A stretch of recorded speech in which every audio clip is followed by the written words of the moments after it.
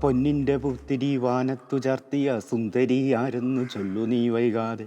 സൂര്യൻ്റെ ആഗമം കാണുവാൻ നിത്യവും വാനിൽ പറന്നെത്തും മാലാഖയോ പ്രിയ. മഞ്ഞിൻ്റെ മുത്തുകൾ മഞ്ഞിൻ്റെ മൗലിയിൽ ചിന്തിടും മുക്തയം കന്യകയാരു. ഫാദർ ഇസിദോർ വാലുമേൽ എന്ന ഈ കപ്പുച്ചിൻ വൈദികൻ തൻ്റെ ജീവിതത്തിൽ അനുഭവിച്ച മാതൃസ്നേഹവും സഹായവും പങ്കുവയ്ക്കുകയാണിവിടെ. ഭരണങ്ങാനം അസീസി ധ്യാനകേന്ദ്രത്തിൽ സേവനം ചെയ്യുന്ന ഇദ്ദേഹത്തിൻ്റെ ജീവിതത്തിലുടനീളം പരിശുദ്ധ അമ്മയുടെ ഇടപെടൽ കാണാൻ സാധിക്കുന്നതാണ്. സ്വന്തം അമ്മയിലൂടെ പകർന്നു കിട്ടിയ മാതൃഭക്തിയിലൂടെ വളർന്ന് ഇന്ന് ഒരു സന്യാസ പുരോഹിതനായി സേവനമനുഷ്ഠിക്കുമ്പോൾ തന്നെ അമ്മ വഴി നയിച്ച അനുഭവങ്ങൾ അദ്ദേഹം ഓർത്തെടുക്കുന്നു. പരിശുദ്ധ അമ്മയെ സംബന്ധിച്ച് എന്നെ സംബന്ധിച്ച് മുഴുവൻ ഒരനുഭവം എന്നുള്ള രീതിയിലാണ് എനിക്ക് പറയാനായിട്ട് പറ്റുന്നത്. ഇതിലേക്ക് എന്നെ ഏറ്റവും കൂടുതൽ വളർത്തിയത് എൻ്റെ അമ്മയുടെ മരണവുമായിട്ട് ബന്ധപ്പെട്ട ഒരു സംഭവമാണ്.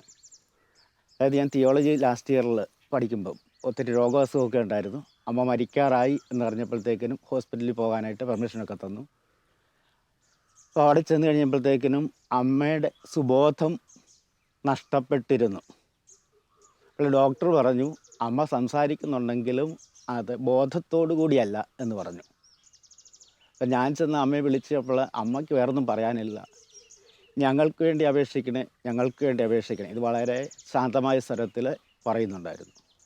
അമ്മയെ സംബന്ധിച്ച് കളരി പഠിച്ച ഒരു സ്ത്രീയാണ്.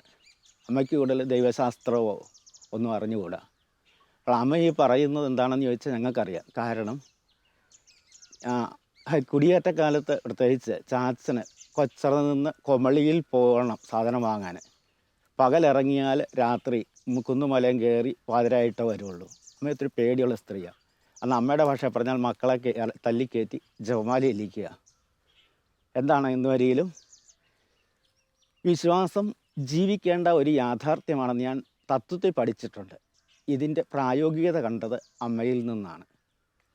മരിക്കാൻ നേരത്തും തമ്പുരാനെക്കുറിച്ച് അവൾക്കറിയാവുന്ന എന്തൊക്കെയോ പറഞ്ഞുകൊണ്ട്, അബോധ മനസ്സിൽ നിന്നും പറഞ്ഞുകൊണ്ട് മരിക്കാൻ സാധിച്ച ഒരു നല്ല സ്ത്രീ എൻ്റെ മനസ്സിലേക്ക് വന്നത്. എൻ്റെ ബോധമനസ്സ് നഷ്ടപ്പെട്ട എൻ്റെ മനസ്സിൽ നിന്ന് പുറത്തോട്ട് എന്നാ വരും ചിന്തയായിരുന്നു. പക്ഷെ വരിയിൽ അമ്മയുടെ ഈ ജീവിതം ബോധം അറ്റുകഴിഞ്ഞപ്പോഴും താൻ വിശ്വസിച്ചിരുന്ന ദൈവത്തിൽ ആശ്രയിച്ചുകൊണ്ടുള്ള വചനങ്ങൾ അതിനെ ഒത്തിരി വളർത്തിയിട്ടുണ്ട് മാതൃഭക്തിയിലേക്ക്. പ്രത്യേകിച്ച് പരിശുദ്ധമ്മയോടുള്ള ഭക്തി മരിക്കുന്ന ഒരു വ്യക്തിക്ക് പോലും അനുഗ്രഹമായി തീരുന്നുവെന്ന് അമ്മയുടെ മരണവും അമ്മയുടെ ഈ സംസാരവും എനിക്ക് ബോധ്യപ്പെടുത്തി.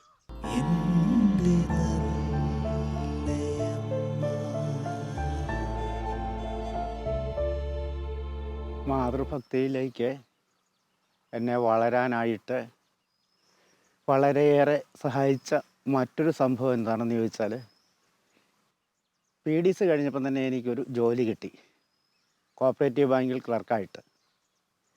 അപ്പോൾ ഞാൻ എൻ്റെ രാത്രിയിൽ അത്താഴങ്ങളിൽ 2:30-3 വരെ കവിതകൾ വായിക്കും, മലയാളം കവിതകൾ.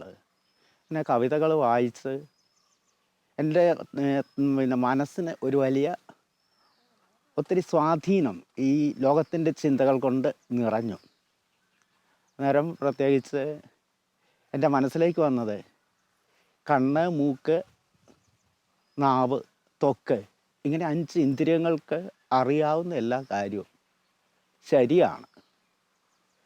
മറ്റുള്ളത് അതിനപ്പുറത്തുള്ള കാര്യം ഉണ്ടായിരിക്കാം, ഇല്ലായിരിക്കാം. അങ്ങനെയാകുമ്പോൾ എൻ്റെ വീട്ടിലെ അന്തരീക്ഷം എന്ന് പറഞ്ഞാൽ ഭയങ്കര പ്രാർത്ഥനയുടെയൊക്കെ അന്തരീക്ഷമാണ്. പ്രാർത്ഥന, കൂദാശ ജീവിതം, ദൈവം, ഇതെല്ലാം അങ്ങനെ ഒരു ചെറിയ ഒരു മനസ്സിന് ഒരു അസ്വസ്ഥത അതേക്കുറിച്ചൊക്കെയുള്ള ചിന്തയിലേക്ക് വന്നു. അന്ന് POC ബൈബിള് മലയാളത്തിൽ പ്രിൻ്റ് ചെയ്തിറങ്ങുന്ന കാലഘട്ടമാണ്. ഞാൻ പതുക്കെ ഈ ബൈബിളിൽ എടുത്തിട്ട് പറഞ്ഞു, നീ ഉണ്ടെങ്കിൽ ഏറ്റവും വലിയ വെളിച്ചം ഇതാണല്ലോ എന്നും പറഞ്ഞ് എപ്പോഴും പരിശുദ്ധമ്മയുടെ മധ്യസ്ഥത എനിക്കുണ്ട്. കൊന്തയില്ലെന്ന് അപ്പം അതിൽ ഞാൻ ഒരിക്കലും വിട്ടുപോകാനായിട്ട് ഇഷ്ടപ്പെടുന്നില്ല. അപ്പോൾ ഇങ്ങനെ മാതാവിൻ്റെ മധ്യസ്ഥതയ്ക്ക് ബൈബിള് വായിച്ചു. ഇത് വായിച്ചു കഴിഞ്ഞപ്പോഴത്തേക്കിനും എന്നേക്കാൾ വലിയൊരു യാഥാർത്ഥ്യമായിട്ട് ദൈവം എന്ന യാഥാർത്ഥ്യം എനിക്ക് അനുഭവപ്പെട്ടു. ഞാനൊരു സാധാരണ കുറച്ച് പൈസയൊക്കെ ഉണ്ടാക്കി ഒരു കുടുംബജീവിതം നയിക്കാനായിട്ട് ആഗ്രഹിച്ചിരുന്ന മനുഷ്യനാണ്. ഇതാണ് ഇങ്ങനെ ഒരു സന്യാസ വിളിയിലേക്ക് വരാനായിട്ട് എനിക്ക് ഇട വന്ന ഒരു കാര്യം. പിന്നെ മറ്റൊന്നെന്ന് പറഞ്ഞാൽ, ഞാൻ ജോലി ചെയ്തുകൊണ്ടിരുന്നപ്പോൾ PSC വേരിയസ് ഡിപ്പാർട്ട്മെൻറ്റ്സ് ക്ലറിക്കൽ പോസ്റ്റിന് വേണ്ടിയിട്ട് ഉള്ള ടെസ്റ്റ് എഴുതി. അപ്പോൾ എൻ്റെ മനസ്സിലിങ്ങനെ ഒരു പൗരോഹിത്യത്തെക്കുറിച്ചുള്ള ചിന്ത ഉണ്ടായിരുന്നു. അപ്പോൾ ഞാൻ മാതാവിനോട് പ്രാർത്ഥിച്ചു, ഞാൻ ഒരു പൗരോഹിത്യത്തിലേക്കോ മറ്റൊരു ജീവിതാന്തസ്സിലേക്കോ വരണമെന്ന് വരികിൽ എനിക്ക് അടയാളമായിട്ട് എനിക്ക് ഗവൺമെൻറ് സർവീസിൽ ജോലി കിട്ടണം. എന്താണേലും എനിക്ക് ദേവികുളം മൂന്നാർ കോടതിയിൽ ക്ലർക്കായിട്ട് അപ്പോയിൻമെൻറ്റ് കിട്ടി. പിന്നെ ഞാൻ റിസൈൻ ചെയ്യായിരുന്നു. പിന്നെ ഇങ്ങോട്ട് പോരാനും കുറച്ച് ബുദ്ധിമുട്ടുണ്ടായിരുന്നു. പക്ഷെങ്കിൽ ഇതിലെല്ലാം സോൾവ് ചെയ്യപ്പെട്ടത് പരിശുദ്ധ അമ്മയുടെ മധ്യസ്ഥതയിലാണ്. എനിക്കൊരു കാര്യം ബോധ്യമായത്, ദൈവികമായ ജ്ഞാനത്തിൽ വളരാനും അതുപോലെ പ്രത്യേകിച്ച് സന്ദേഹങ്ങളിലൊക്കെ വിടുതൽ കിട്ടാനും പരിശുദ്ധ അമ്മയുടെ മധ്യസ്ഥത വളരെ അനുഗ്രഹമായിട്ട് പരിണമിച്ചു എൻ്റെ ജീവിതത്തിൽ. തൻ്റെ വൈദിക പരിശീലനവുമായി ബന്ധപ്പെട്ടുണ്ടായ പ്രതിസന്ധികളിൽ അമ്മ പിടിച്ചു നിർത്തിയ നിരവധി അനുഭവങ്ങൾ ഈ ജീവിതത്തിലുണ്ട്. പ്രതീക്ഷിക്കാത്തതിനപ്പുറം കരുതി സംരക്ഷിക്കുന്ന മാതൃസ്നേഹത്തിൻ്റെ കരം സ്വജീവിതത്തിൽ അനുഭവിച്ചറിഞ്ഞ വ്യക്തിയാണ് ഈ വൈദികൻ. പരിശുദ്ധ അമ്മയുടെ മധ്യസ്ഥത വളരെ അനുഭവിച്ചറിഞ്ഞൊരു കാലഘട്ടമാണ് എൻ്റെ ഫിലോസഫി പഠനകാലം. കാരണം ഞാൻ ചേരുമ്പം തന്നെ ഞാനൊരു രോഗിയായിരുന്നു.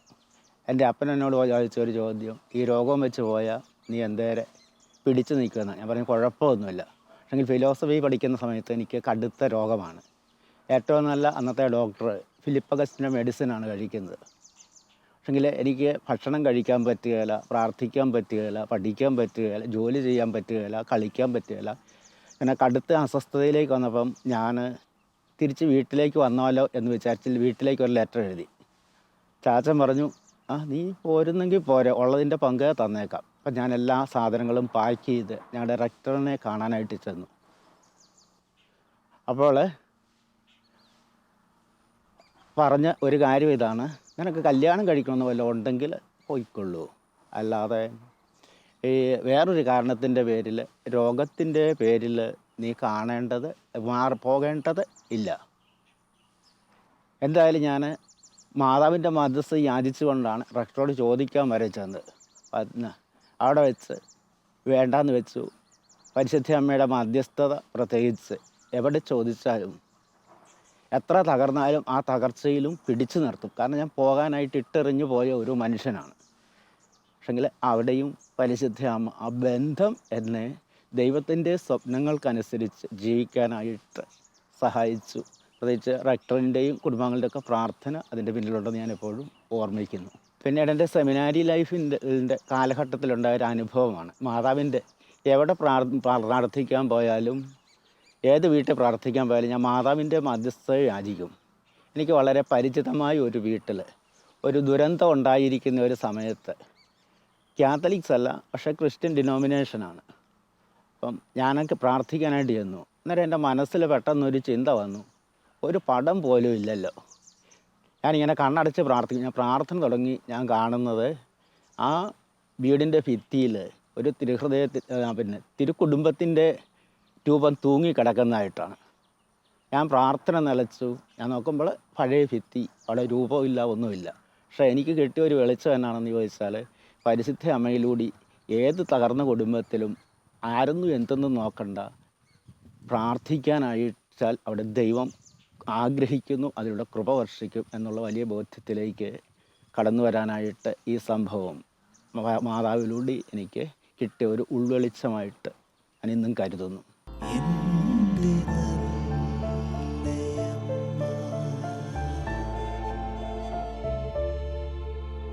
എൻ്റെ അനാരോഗ്യം കാരണം എന്നെ ഓർഡിനേഷൻ എന്ന തിയോളജി ലാസ്റ്റ് ഇയറിൽ 3.5 മാസത്തേക്ക് പഠനത്തിൽ നിന്ന് വരെ മാറ്റി നിർത്തി. പക്ഷെങ്കിൽ കാരണം ഉണ്ടായിരുന്നു, എനിക്ക് ആരോഗ്യം അത്രമാത്രം പുവറായിരുന്നു. പക്ഷെ ഞാനിങ്ങനെ ജപമാലയൊക്കെ ചൊല്ലി പ്രാർത്ഥിച്ചുകൊണ്ടിരുന്നു. എന്താണേലും ഓർഡിനേഷൻ ദൈവഹിതത്താൽ നടത്താനായിട്ട് സാധിച്ചു. ഓർഡിനേഷൻ അനുവദിച്ചു കഴിഞ്ഞപ്പോഴും അത് ഭംഗിയായി തീരണമെന്ന് മാതാവിനോട് എപ്പോഴും പ്രാർത്ഥിക്കുമായിരുന്നു. എനിക്ക് പാട്ടിൻ്റെ മേഖലയിൽ വളരെ പിന്നോക്കമായിരുന്നു. ഞാൻ ഞങ്ങളുടെ സമൂഹത്തിലെ ഒരു നല്ല പാട്ടുകാരൻ അച്ഛനെ പാടാനായിട്ട് ഓർഡിനേഷന് നേരത്തെ ബുക്ക് ചെയ്തിരുന്നു. പക്ഷെങ്കിൽ ഓർഡിനേഷൻ അന്ന് ഞങ്ങളുടെ പിതാവ് കാഞ്ഞിരപ്പള്ളി രൂപതയുടെ വട്ടക്കുഴി പിതാവിന് അസുഖമായതുകൊണ്ട് എല്ലാ ഓർഡിനേഷനും കത്തീഡ്രലിൽ വെച്ചായിരുന്നു. അത് കഴിഞ്ഞ് വൈകിട്ട് നെറ്റിത്തൊഴു ഇടവകയിൽ വന്ന് കുർബാന ചെല്ലാനായിട്ടുള്ള നേരത്ത് ആണ് ഞാൻ പിന്നെ പാട്ടുകാരൻ അച്ഛനെക്കുറിച്ച് കുപ്പായം ഇട്ടുകൊണ്ടിരിക്കുമ്പോഴേ ചിന്തിക്കുന്നത്. അവിടെ നോക്കിയപ്പോൾ ആട് കിടന്നത് പൂട പോലും ഇല്ല എന്ന് പറയുന്നത് പോലെ അച്ഛനും വന്നില്ല, അച്ഛനെക്കുറിച്ച് യാതൊരു വാർത്തയില്ല. പക്ഷേ ഞാൻ ഒന്നും പറയാത്ത രണ്ട് അച്ഛന്മാർ, ഞങ്ങളുടെ തന്നെ ഇടവകയിലെ രണ്ട് വികാരി അച്ഛന്മാർ വന്ന് എൻ്റെ ഇടതും വലതും നിന്ന് സുന്ദരമായിട്ട് പാടി ഞാൻ നന്നായിട്ട് ബലി അർപ്പിക്കുകയും ചെയ്തു. അപ്പോൾ പരിശുദ്ധ അമ്മയുടെ മധ്യസ്ഥത ഏത് നിമിഷത്തിലും വലിയ കരുതലാണ്. പ്രതീക്ഷിക്കാത്തതിലപ്പുറം കരുതി സംരക്ഷിക്കുന്ന ഒരു മാതൃത്വത്തിൻ്റെ കരം എപ്പോഴും പരിശുദ്ധ അമ്മ മനുഷ്യജീവിതത്തിൽ ചൊരിയുന്നുണ്ട്. മാതാവിന് ഈ കാര്യത്തെക്കുറിച്ച് ഞാൻ ഒത്തിരി നന്ദി പറയുന്നു. അച്ഛൻ വരാതിരുന്നത് അങ്ങനെ ഒരു സാഹചര്യത്തിൽ പെട്ട് പോയത് കൊണ്ടാണ്, അല്ലാതെ അച്ഛൻ്റെ യാതൊരു മിസ്റ്റേക്കും അല്ല, അങ്ങനെയായിരുന്നു. പക്ഷേ മാതാവിൻ്റെ മധ്യസ്ഥത അയച്ചു ഏത് കാര്യത്തിലും കരുതലുണ്ട്, കരുതുന്ന ഒരമ്മയാണ്. പരിശുദ്ധ അമ്മയുടെ കരുതൽ അനുഭവിച്ചറിഞ്ഞ നിരവധി സന്ദർഭങ്ങൾ ഈ ജീവിതത്തിൽ ഉണ്ടായിട്ടുണ്ട്. മാതാവിലൂടെ ദൈവം ചൊരിഞ്ഞ ആ സംരക്ഷണത്തിൻ്റെ അനുഭവങ്ങൾ ഇദ്ദേഹം പങ്കുവെക്കുന്നു. പിന്നെ നാടുകാടി എന്ന് പറയുന്ന സ്ഥലത്ത് ഞങ്ങൾക്കൊരു സിമ്പിൾ ഹൗസ് ഉണ്ട്. ചെറിയ ചെറിയ കുടിലുകളിൽ താമസിക്കുന്നത്. ഞാൻ അവിടെ താമസിച്ചിരുന്നപ്പോൾ ഞാൻ ഒറ്റയ്ക്കേ ഉള്ളൂ. ഒരു ക്രിസ്മസ് കഴിഞ്ഞ് ഉച്ച സമയത്ത് ഞാനിങ്ങനെ ഇറങ്ങി വരുമ്പോഴത്തേക്കിനും എൻ്റെ മുറിയുടെ തൊട്ട് താഴെ ഒരു കൽഭിത്തിയുണ്ട് 6 അടി താഴ്ചയിൽ. അതിൻ്റെ അടിയിലായിട്ട് ഒരു മൂർഖൻ തലയും ഉയർത്തിപ്പിടിച്ച് പത്തി വിരുത്തി നിൽക്കുക. എനിക്ക് പേടിയാണ്. കാരണം ഈ ഹട്ടെന്ന് പറയുന്നതിൻ്റെ അകത്ത് എതിലെ വേണേലും പൂച്ചയ്ക്കോ എലിക്കോ പാമ്പിനോ എന്തിനു വേണേലും കയറാം. ഞാനിങ്ങനെ മാതാവിൻ്റെ മധ്യസ്ഥതയൊക്കെ യാചിച്ച് ഇങ്ങനെ പ്രാർത്ഥിച്ചു, ഈ ജീവി എങ്ങനെയാണല്ലോ എനിക്കൊരു ശല്യം ആയിട്ട് തീരരുത്, അത് എങ്ങനെ പോയാലും ഇവിടുന്ന് മാറിക്കിട്ടണം. കുറച്ച് ഹോളി വാട്ടർ എടുത്ത് ഈ പത്തി വിടർത്ത് നിന്ന് എൻ്റെ തലയിലോട്ട് ഒഴിച്ചു, സ്പ്രിങ്കിൾ ചെയ്തു. അത് കഴിഞ്ഞ് ഞാൻ ശാന്തമായിട്ട് മുറി വന്നിരുന്നു. രാത്രികളിലൊക്കെ പ്രാർത്ഥിച്ചുകൊണ്ട് കിടന്നു. എങ്ങനെയാണല്ലോ ഒരു 2-3 ദിവസം കഴിയുമ്പോഴത്തേനും ഒരു വാർത്ത കിട്ടി, മൂർഖന് ആദിവാസികൾ വെച്ച എലിക്കണിയിൽ അടിച്ചിലിൻ്റെ അകത്ത് വീണ് ചത്തു. അത് കഴിഞ്ഞ് ഒരു കുറേ ദിവസം കഴിഞ്ഞ് അവിടെ ജോലിക്ക് വന്ന വ്യക്തി കപ്പക്കുഴി കുത്തുമ്പോൾ ഈ സ്പോട്ടിൽ നിന്ന് 5-6 മൂർഖൻ്റെ കുഞ്ഞുങ്ങൾ ചാടി വന്നു. വളരെ ചെറുതായി അവർ തല്ലിക്കൊന്നു. അവളുടെ മൂർഖന് മുട്ടയിട്ട് അടയിരുന്ന് കുഞ്ഞുങ്ങളെ വിരിച്ച സ്ഥലമാണ്. എന്തായാലും ഇന്ന് ഞാൻ ഓർക്കുന്നു പരിശുദ്ധ അമ്മയുടെ മധ്യസ്ഥത. കാരണം അതില്ലെന്ന് വരികയിൽ അവിടെ ചെന്ന് ഞാൻ അത്രയൊന്നും വേറൊന്നും ചിന്തിച്ചില്ല. പ്രാർത്ഥിച്ചു, അമ്മയുടെ കൈ വിട്ടുകൊടുത്തു. ശാന്തമായിട്ട് എൻ്റെ മുറിയിൽ എന്തിനും കയറി വരാം. കാരണമുള്ള വിടവും സ്ഥലവും എല്ലാം ഉണ്ട്. എലിയോ പൂച്ചയോ പാമ്പോ എന്തിനും ഒന്നും സംഭവിച്ചില്ല. അതിൻ്റെ കുഞ്ഞുങ്ങളെയും കൊല്ലാനായിട്ട് സാധിച്ചു. അപ്പോൾ മാതാവിലൂടെ ഈ ദൈവം ചൊരിഞ്ഞ ഈ സംരക്ഷണത്തെ എനിക്ക് നന്ദിയോടുകൂടി ഓർക്കാതിരിക്കാനായിട്ട് ഒരിക്കലും സാധിക്കില്ല.